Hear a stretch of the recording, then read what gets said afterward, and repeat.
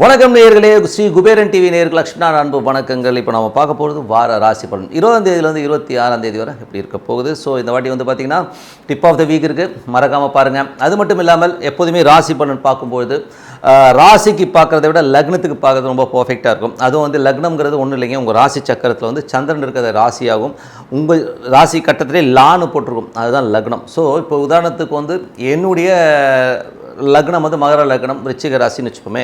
அப்போ நான் வந்து ராசி பலன் பார்க்கும்போது மகர ராசிக்கு என்ன பலன் வருதோ அதை பார்த்தோம்னா பர்ஃபெக்டாக இருக்கும், அது 90% நல்லாவே வருங்க. ஸோ அதே நேரத்தில் வந்து இன்னும் அட்வான்ஸாக போகணுன்னா என்ன தசை புத்தி அந்தரம் அப்படின்னு ஒன்று இருக்குங்க. ஸோ எங்களுக்கு வந்து என்ன தசை புத்தி அந்தரம் நடக்குதுங்கிறத தெரிஞ்சுக்கிட்டு அதை எழுதி வச்சுக்கோங்க. ஸோ அதை வந்து நம்ம சொல்லுவோம், ராசி பலன் சொல்லும்போது இந்த தசை புத்தி அந்தரம் நடக்கணும், இந்த மாதிரி இருக்கணும். நீங்கள் அதையும் இதையும் கம்பைன் பண்ணி பார்க்கும்போது பர்ஃபெக்டாக வந்து உங்களுக்கு மேட்ச் ஆகுன்றதான் உண்மையான விஷயம். ஸோ கண்டிப்பாக ஃபாலோ பண்ணுங்கள். டிப் ஆஃப் த வீக் பார்க்க மறந்துடாதீங்க.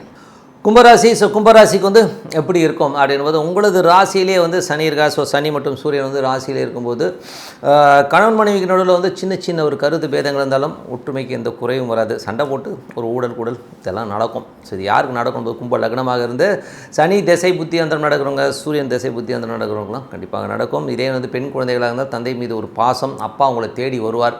ஸோ அந்த மாதிரி விஷயங்களும் கண்டிப்பாக நடக்குங்க. ஸோ அப்பாவுக்கு உங்களும் வந்து இப்போ அப்பா இல்லைனா கூட அப்பாவை பற்றி நீங்கள் நினைவுகள் வந்து உங்கள் மைண்டில் ஓடும். ஸோ இந்த மாதிரி விஷயங்கள், எங்கள் அப்பா இப்படிலாம் என்ன பார்த்துக்கிட்டார், எங்கள் அப்பா மாதிரி ஒரு பாசமானால் பார்க்க முடியுமா ஒரு விஷயங்கள்லாம் ஒரு ஃப்ளாஷ்பேக்கில் வந்து போகும். ஸோ இது வந்து யாருக்கு நடக்கும் அப்படின்போது கும்ப லக்னமாக இருந்து சனி திசை புத்தி அந்தரம் நடக்கிறவங்க, அதுக்கப்புறம் வந்து சூரிய திசை புத்தி அந்த கண்டிப்பாக நடப்பதற்கான வாய்ப்புலாம் ரொம்ப சிறப்பாக இருக்குது. 2 11ஆம் அதிபதியான குரு வந்து ஆட்சி பலத்தோட சுக்கிரனோட அதுவும் வந்து இருக்கிறது வந்து பெரும் பணம், அதாவது குடும்பத்துக்கு தேவையான ஒரு பெரும் பணம் வருவதற்கான வாய்ப்புகள், நீங்கள் நினைச்சதை விட ஒரு பெரிய பணம் வந்து உங்கள் பாக்கெட்டை நிரப்புவதற்கான வாய்ப்புலாம் ரொம்ப நல்லா இருக்குது. இது யாருக்கு நடக்கணும் போது கும்ப லக்னமாக இருந்து குரு திசை புத்தி அந்தரம் நடக்கிறவங்க, சுக்கிர திசை புத்தி அந்தரம் நடக்கிறவங்க ரொம்ப சிறப்பான பலன்கள். ஒரு பெரும் பணம் உங்கள் குடும்பத்திற்கு வருவதற்கான வாய்ப்புகள், உங்கள் என்னடா அது இவ்வளோ காசு வருது, இதை வச்சு நான் என்ன பண்ண போகிறேங்கிற லெவலில் இருக்கும். ஓகேங்களா. ஸோ அதுக்கப்புறம் பார்த்திங்கன்னா 3இல் வந்து ராகு. ஸோ 3இல் உள்ள ராகு வந்து பார்த்திங்கன்னா உங்களுக்கு வந்து சுக்கிரனுடைய சாரத்தில் போகும்போது புதிய ஒப்பந்தங்கள் மூலியமாக ஒரு பெரும் பணம் வருவதற்கான வாய்ப்புகள் இருக்குது. நீங்கள் வந்து இளைய சகோதர சார்ந்த விஷயங்கள் வந்து ஏதாச்சும் ஒரு பிரச்சனைகள் இருந்ததுன்னா அந்த பிரச்சனையை தீர்வு மூலியமாக ஒரு பெரும் பணம் வருவதற்கான வாய்ப்புகள்லாம், குடும்ப சொத்துக்கள் விற்பனையாகாமல் இருக்குது, சொத்துக்களில் ஒரு லிட்டிகேஷன் இருக்குது, இதெல்லாம் வந்து இந்த டைமில் போய் பேசும்போது அதெல்லாம் லிட்டிகேஷனை சால்வ் ஆகி அதனால் வந்து ஒரு பெரிய பணம் வருவதற்கான வாய்ப்பு ரொம்ப சிறப்பாக இருக்குது. ஸோ இது யாருக்கு நடக்கும் அப்படின்னும் போது கும்ப லக்னமாக இருந்து ராகு திசை புத்தி அந்தரம் நடக்கிறவங்க, சுக்கிர திசை புத்தி அந்தரம் கண்டிப்பாக நடப்பதற்கான வாய்ப்புலாம் ரொம்ப சிறப்பாக இருக்குது. ஸோ 4ஆம் அதிபதி உங்களுக்கு வந்து 2இல் இருக்குது. ஸோ 4 மட்டுமல்ல, உங்களுக்கு வந்து 4 9ஆம் அதிபதியான சுக்கிரன் வந்து 2இல் இருக்கும்போது தாயார் சார்ந்த உறவுகள், தந்தை சார்ந்த உறவுகள், இவங்களால் வந்து ஒரு பெரும் பணம் வருவதற்கான வாய்ப்பு, ஒரு சொத்தை விற்று அதனால் ஒரு பெரும் பணம் வருவதற்கான வாய்ப்பு, சொத்தினால் ஒரு பெரிய லாபங்கள் வருவதற்கான வாய்ப்புலாம் ரொம்ப சிறப்பாக இருக்குது. வெளிநாட்டில் இருக்கவங்களுக்கு வந்து பணம் வந்து மழை பெய்யும். ஸோ அந்தளவுக்கு வந்து ஒரு பெரிய பணம் வருவதற்கான வாய்ப்புலாம் ரொம்ப நல்லாயிருக்கு. ஸோ இது யாருக்கு நடக்கணும் போது கும்ப லக்னமாக இருந்து சுக்கிர திசை புத்தி அந்தரம் இருக்கிறவங்க, குரு திசை புத்தி அந்தரம் கண்டிப்பாக நடப்பதற்கான வாய்ப்புலாம் ரொம்ப நல்லாயிருக்கு. அதே நேரத்தில் வந்து 3ஆம் அதிபதி 4இலிருந்து செவ்வாய் இருக்கிறது வந்து பார்த்திங்கன்னா சொத்துக்கள் விற்பனை சார்ந்த விஷயங்கள் ரொம்ப சிறப்பாக இருக்கும். இது யாருக்கு நடக்கணும் போது கும்ப லக்னமாக இருந்து செவ்வாய் திசை புத்தி அந்தரம் நடக்கணும் ரொம்ப சிறப்பான சொத்து விற்பனை ரியல் எஸ்டேட் சார்ந்த துறையில் பெரிய ஒரு மாற்றங்கள், பெரிய ஒரு வளர்ச்சியை கண்டிப்பாக கொடுத்துருங்க. அதுக்கப்புறம் வந்து 5 மற்றும் 8ஆம் அதிபதியான புதன் வந்து உங்களுக்கு 12இல் இருக்கும்போது குழந்தைகள் சார்ந்த விஷயங்கள் கொஞ்சம் கவனமாக இருக்கணும். பிரயாணங்களில் வந்து ரொம்ப கவனமாக இருக்கணும். ஏன்னா வந்து ஒரு வெளியூர் போகிறீங்கன்னா வெளியூரில் போய் தங்குற இடங்கள், வெளியூரில் வந்து ஸ்டே பண்ணுற இடம், பழகிற ஆட்கள்கிட்டலாம் கொஞ்சம் கவனமாக இருந்துங்க. ஸோ அதனால் வந்து நம்ம ஒரு சிக்கல், ஒரு டென்ஷன்ஸ் வருவதற்கான வாய்ப்பெல்லாம் இருக்குது. கொஞ்சம் ஜாகிரதை. இது யாரை பாதிக்கும் அப்படின்போது கும்ப லக்னமாக இருந்து புதன் திசை புத்தி அந்தரம் நடக்கணும் கண்டிப்பாக இருக்குங்க. 6ஆம் அதிபதிக்கு வந்து உங்களுக்கு வந்து குருவின் பார்வை. ஸோ 2 6 நல்ல ஒரு வேலையில் வந்து நல்ல வருமானங்கள் வருது, பெரிய பணம் சம்பாதிப்பதற்கான வாய்ப்புகளும் இப்போ இருக்குது. ஸோ நல்ல ஒரு வேலை வேணும்னா கண்டிப்பாக ஒரு நல்ல வேலை கிடைக்கும், அதனால் ஒரு பெரிய பணம் வருவதற்கான வாய்ப்பும் நல்லா இருக்குது. ஸோ இது யாருக்கு நடக்கணும் போது உங்களுக்கு வந்து கும்ப லக்னமாக சந்திர திசை புத்தி அந்தரம் நடக்கிறவங்க, குரு திசை புத்தி அந்தரம் நல்ல ஒரு வருமானங்கள் வேலையில் கண்டிப்பாக கிடைச்சிருங்க. 7ஆம் அதிபதியான சூரியன். ஸோ 7ஆம் அதிபதியான சூரியன் வந்து உங்களுக்கு ராசியிலே இருக்கும்போது பிரிந்து போன கணவன் மனைவிகள் ஒன்று சேருவதற்கான வாய்ப்புகள் நல்லா இருக்குது. வந்து கூட நிறைய சண்டை போட்டு தான் அதுக்கப்புறம் ஒன்று சேருவீங்க, சமாதானம் பேசுவீங்க. ஸோ இந்த மாதிரி விஷயங்கள்லாம் இருக்கும். இப்போ ஸோ பார்ட்னர்ஷிப்ஸ் நடுவையும் கூட சின்ன ஒரு கருத்து மோதல்கள்லாம் நடந்து அதுக்கப்புறம் சரியாவதற்கான வாய்ப்புலாம் இருக்கும். ஸோ ஒரு வாரம் அப்படி தான் இருக்கும். ஸோ அதுக்கப்புறம் எல்லாமே சரியாயிடும். ஸோ இது யாருக்கு நடக்கணும் போது கும்ப லக்னமாக இருந்து சூரிய திசை புத்தி அந்தரம் நடக்கிறவங்க, சனி திசை புத்தி அந்தரம் நடக்கிறவங்க கண்டிப்பாக இருக்குங்க. மற்றபடி வந்து பார்த்திங்கன்னா 7ஆம் அதிபதி வந்து சூரியன் இப்படி இருக்கும்போது இந்த மாதிரி சுச்சுவேஷன்ஸ் ஆகும். 8 நான் முதலே சொன்ன மாதிரி தேவையில்லாத, அதாவது குழந்தைகள் சார்ந்த விஷயங்கள ஒரு டென்ஷன், வெளிநாடு வெளியூர் சார்ந்த விஷயங்களால் ஒரு சின்ன டென்ஷன்ஸ் வர்றதற்கான வாய்ப்பு இருக்கனால பிரயாணங்களிலும் சரி, வெளிநாடு வெளியூரில் இருக்கவங்க ரொம்ப கவனமாக இருக்க வேண்டியதாவது. இது யாருக்கு மேஜராக நடக்கும் அப்படின்போது உங்களுக்கு வந்து கும்ப லக்னமாக இருந்து புதன் திசை புத்தி அந்த ரொம்ப கவனமாக இருக்கணுங்க.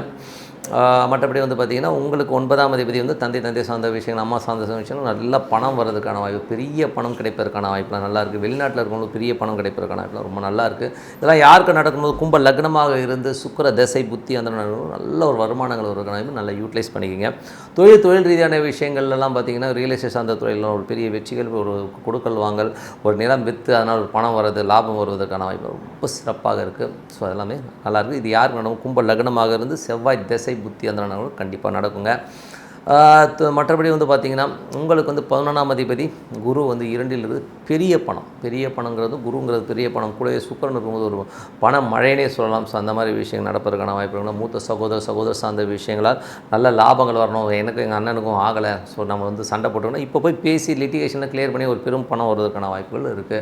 ஸோ இது யாருக்கு நடக்கணும்? கும்ப லக்னமாக இருந்து குரு திசை புத்தி அந்த நடக்கணும், கண்டிப்பாக நடப்பதற்கான வாய்ப்பு நல்லாயிருக்கு. ஸோ நல்ல விஷயங்கள், நல்ல மாற்றங்கள்லாம் இருக்குது. ஸோ இதை வந்து நம்ம என்ன பண்ணணும்னா பிரார்த்தனைங்கிறது தான் ரொம்ப மெயினான விஷயம். ஸோ மனதார ஒரு இறைவனை வந்து பிரார்த்தனை பண்ணும்போது பெரிய மாற்றங்கள், பெரிய வெற்றிகள் கிடைப்பதற்கான வாய்ப்பாக இருக்குது. அதனால் வந்து இப்போ வந்து ஒரு ஈஸ்வரனை பிரார்த்தனை பண்ண ஒன்று மனதார பிரார்த்தனை பண்ணுங்கள். சிறப்பான மாற்றங்கள், நல்ல விஷயங்கள்லாம் நடக்கும். இப்போ வந்து டிப் ஆஃப் த வீக் என்ன சொல்ல போகிறோங்கிறது தான் பார்க்கலாம். ஸோ டிப் ஆஃப் த வீக்கில் வந்து பார்த்திங்கன்னா இப்போ வந்து ஜாதகங்கள், நிறைய ஜாதகம் பார்க்குறோம், நிறைய யோகங்கள் ப்ளஸ்ஸு மைனஸு எல்லாமே இருக்குங்க. இது வந்து எல்லாருக்குமே வழியை கொடுக்குதுன்னா நிறைய வழிகளை கொடுக்குது. சில பேருக்கு வந்து ரொம்ப சந்தோஷத்தையும் கொடுக்கும். ஸோ நல்லது சொன்னால் சந்தோஷப்படுவோம், கெட்டது சொன்னால் ஐயோ அம்மாடு ஒரு வருத்தம். இது மனித இயல்பு தானே. ஒரு கஷ்டமான விஷயங்களை சொல்லும்போது கண்டிப்பாக வந்து அந்த பிரச்சனைகளுக்கான தீர்வு கிடைக்காம இப்படி ஆகிடுமோ பயம் எல்லாருக்குமே வருங்க. ஸோ இதை வந்து இதில் வந்து தப்பிக்கிறது எப்படி?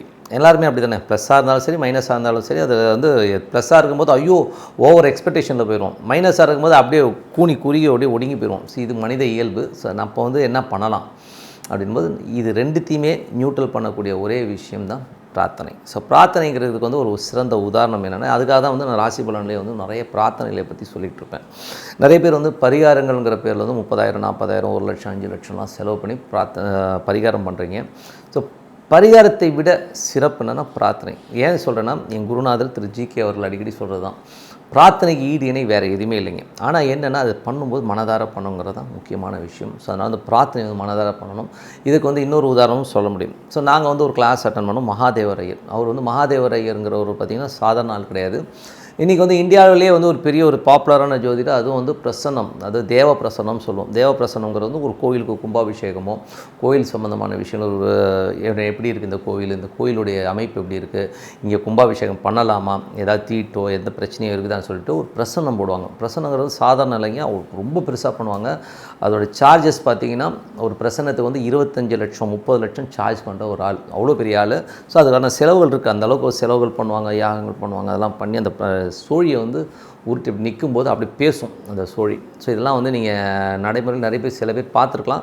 பட் அது வந்து அவ்வளோ பர்ஃபெக்டாக இருக்கும். ஸோ அது கோயிலுடைய வரலாறே சொல்லும் அந்த பிரசன்னங்கிறது. அது தேவ பிரசன்னம் இருக்குது, நிறைய பிரசன்ன வகைகள் இருக்குது. இந்த கோயில் பிரசன்னத்தில் வந்து பார்த்திங்கன்னா கோயிலை வந்து அவ்வளோ பக்காவாக க்ளீன் பண்ணி அந்த புஷ்பங்கள்லாம் போட்டு எல்லாம் பண்ணி அந்த பிரசன்னத்தில் அப்படி நிற்க வைக்கும்போது அந்த கோயில் ஸ்தல வரலாறு, ஸோ அங்கே என்னென்ன தப்பு நடந்தது, அப்புறம் என்ன மாதிரி விஷயங்கள்லாம் நடந்ததுலாம் வந்து அப்படியே லைனாக வந்து போர்ட்ரேட் பண்ணுவாங்க. அந்த சிலை எப்படி இருக்குது, அதாவது அந்த 3ஆம் பாவம் D3ங்கிற ஒரு திரைக்கணத்தை வச்சு வந்து சிலை எப்படி இருந்தது, சிலை வந்து பின்னம் இருக்கா, அந்த சிலையை மாற்றணுமா, கும்பம் எப்படி இருக்குதுன்னு எல்லாம் அந்த டோட்டல் ஹிஸ்ட்ரி ஆஃப் த கோவில், அதோடைய அமைப்பு, ஜியாகிரபிக்கல் எல்லாமே சொல்கிறது தான் அந்த பிரசன்னம். அவ்வளோ பர்ஃபெக்டாக இருக்கும். அதில் வந்து வல்லவர் வந்து மகாதேவர் ஐயர், அவர்கிட்ட நாங்கள் வந்து கிளாஸ் பண்ணுவோம். ஏன்னா வந்து பிரசன்னங்கிறது வந்து ஜோதிடத்து வந்து ஒரு மெயினான விஷயம். நீங்கள் வந்து ஜாதகமே இல்லைன்னா கூட உட்காந்து அந்த பிரசன்னத்தில் உட்காந்து அப்படி பிடிச்சி பார்க்கும்போது அப்படியே நிற்கும். ஸோ இது நடக்கும் நடக்காது இப்படி தான் இருக்குங்கிறது வந்து சொல்லக்கூடிய அளவுக்கு ஒரு பயங்கர பர்ஃபெக்டாக சொல்லக்கூடிய ஒரு விஷயம் தான் பிரசன்னம். ஸோ அதில் வந்து கிங் அவர். ஸோ அப்படிப்பட்ட ஆள்கிட்ட நம்ம வந்து கிளாஸ் படித்தோம். அவர் வந்து எல்லா கிளாஸ்லேயும் வந்து நிறைய விஷயங்கள் நிறைய வந்து எல்லாமே முடிச்சு ஒரு 3.5 நாள் கிளாஸ் வந்து முடிஞ்சதுங்க. ஸோ 3 நாள் கிளாஸ்க்கு அப்புறம் ஈவினிங் வந்து இந்த சர்டிஃபிகேட் இஷ்யூஸ்லாம் முடிச்சதுக்கப்புறம் அவர் சொன்ன ஒரு விஷயம் தான் என்னென்னா, நான் வந்து ஜோதிடம் தான். ஸோ நான் பிரசன்னம் பார்க்குறேன், கோயில்கள்லாம் பார்க்குறேன், எல்லாமே ஓகே. பட் என் வாழ்க்கையில் வந்து நடக்கிற ஒரு விஷயம் என்னென்னா, மறக்க முடியாத விஷயம் பிரார்த்தனை. நான் வந்து என்கிட்ட வந்து பார்த்திங்கன்னா கிட்டத்தட்ட வந்து நான் காலையில் எழுந்தோடனே எனது குல தெய்வம், எனது இஷ்ட தெய்வம், மற்ற எனது தெய்வங்களுக்கெல்லாம் வந்து கரெக்டாக வந்து நான் பூஜை பண்ணிடுவேன். பிரார்த்தனையை வச்சுட்டு தான் நான் அடுத்த வேலையை பார்ப்பேன். இதை வந்து நான் வந்து மாமூலாக பண்ணிகிட்ருக்கேன், ரெகுலராக வந்து பண்ணிக்கிட்டு வரேன். இதை வந்து ஊர்ஜிதப்படுத்துகிற மாதிரி அன்றைக்கி அதுக்கடுத்து நம்ம வெளியூர்லலாம் வந்து அந்த மண்டபத்திலே தங்கியிருந்தேன். இவர் அந்த மண்டபத்தில் தான் தங்கியிருந்தார்.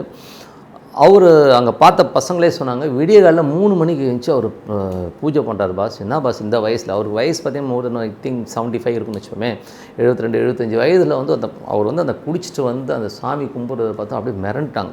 அவர் சொல்கிறார், அந்த பிரார்த்தனை ஒன்று தாங்க, அந்த பிரார்த்தனை வந்து என்னை வந்து ஒன்றுமே பண்ணலை, எவ்வளோ பிரச்சனைகளோடு இது வந்தால் எல்லாமே மழை போல் வரதெல்லாம் அப்படியே பனி போல் போச்சு. அந்த பிரார்த்தனைக்கு வந்து அவ்வளோ வலு இருக்குது. என்னோடய இஷ்ட தெய்வத்தையும் குலதெய்வத்தையும் நான் விடுறதே கிடையாது. அந்த பிரார்த்தனையை பண்ணிட்டு தான் அடுத்த வேலையை பார்ப்பேன். அதனால தான் பார்த்தீங்கன்னா என் ஜாதக பிரகாரம் எத்தனையோ வந்து ஜென்மகுரு வந்திருக்கு, 7.5 சனி வந்திருக்கு, அஷ்டம சனி வந்திருக்கு, ஏகப்பட்ட விஷயங்கள் நம்ம சொல்கிற ஜோதிடத்தை சொல்கிற எல்லா விஷயமும் வந்தாலும் எதுவுமே என்னை எஃபெக்ட் பண்ணல. அதனால் வந்து நான் சொல்ல வர்றது என்னென்னா பிரார்த்தனை. ஸோ பிரார்த்தனையை வந்து டெய்லி, அதாவது இருக்குது இல்லை கஷ்டம் வந்தால் தான் சாமிக்கிட்ட போகணும் அப்படிலாம் கிடையாதுங்க. மனசார அந்த பிரார்த்தனையை வந்து இறைவன்ட்டு, அதுவும் ஒரே இறைவன் அப்படின்னா ஒரு குலதெய்வம் ஒரு இஷ்ட தெய்வத்தை வச்சு பிடிச்சிட்டு போங்க. அது பாருங்கள், அது பண்ணுற மேஜிக்லாம் பார்த்திங்கன்னா லெவல் வந்து வேறு மாதிரி இருக்கும். ஸோ இது வந்து என் வாழ்க்கையிலையும் நான் அப்ளை பண்ணியிருக்கேன். எவ்வளோ மேஜிக்ஸ் நடந்திருக்கு, எவ்வளோ ஒரு அற்புதங்கள்லாம் நடந்திருக்கு. ஸோ இது வந்து மனதார பண்ணி பாருங்கள். அதனால தான் வந்து அந்த தெய்வ வழிபாடுக்கு ஈடு இணை வேறு எதுவுமே கிடையாது. இன்றைக்கி வந்து நாத்திகம் பேசுகிறவங்க 1000 பேசலாம், ஆனால் பண்ணி பாருங்கள், பரிசித்து பாருங்கள், அப்புறம் புரியும் உண்மைன்னு சொல்லிட்டு. So tip of the week உங்களுக்கு ரொம்ப பிடிக்கும்னு நினைக்கிறேன். இது சம்மந்தமாக ஏதாச்சும் கமெண்ட் இருந்தால் கமெண்ட்டில் போடுங்க. ஏதாச்சும் டிப் இருந்தால் நீங்கள் சொல்லுங்கள், அது சம்மந்தமாகவும் பேசுவோம்னு சொல்லிட்டு உங்களிடம் விடைபெறுவது உங்கள் லக்ஷ்மி நாராயணன். நன்றி, வணக்கம். ஸ்ரீ குபேரன் டிவியை பார்த்தமைக்கு நன்றிகள். மேலும் இது போன்ற தகவல்களை தெரிந்து கொள்ள ஸ்ரீ குபேரன் டிவியை சப்ஸ்கிரைப் செய்யுங்கள். மறக்காமல் பெல் ஐக்கானை கிளிக் செய்யுங்கள்.